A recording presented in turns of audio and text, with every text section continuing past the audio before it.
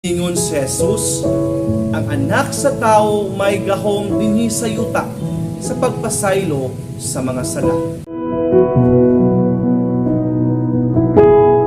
Ang sakramento sa pakikiuli.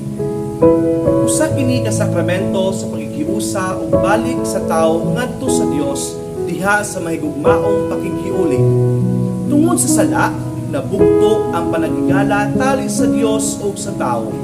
Apan tungod sa dakong gugma sa Dios nga Amahan ngadto sa tao, iyang ipadala ang iyang bugtong anak aron pagtanyag kanato og kapasayloan, bag-ong kinabuhi ug nagtawag sa tagsa-tagsa kanato sa pagpakikiuli ngadto balik kaniya. Miingon si Jesus, ang anak sa tao may gahom dinhi sa yuta sa pagpasaylo sa mga sala. O kining gahuma iyang gibilin diha sa simbahan, pinaagi sa iyang mga ministro.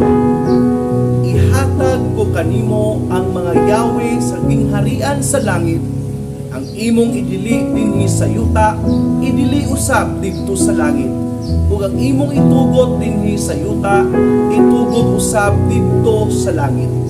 Unya si Jesus miingon kanila pag-usab, mainyo unta ang kalinaw. Dawata ang Espiritu Santo.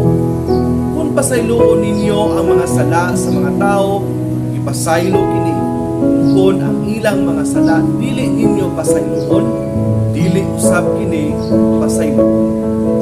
Mga bunga alang sa tagsa-tagsa. Una, pakikiuli kanato ngadto sa Dios ug kapasayloan sa atong mga sala. Ikaduha, dugang espirituhanong kalig-on diha sa pagkinabuhing Kristohanon. Ug ikatulo, naghatag kanatong kalinaw, malinawon nga konsensya ug espirituhanong kalipay. Bunga alang sa tibuok simbahan. Diha sa atong pagpakasala, kita nahimuwag sa Dios ug sa iyang simbahan.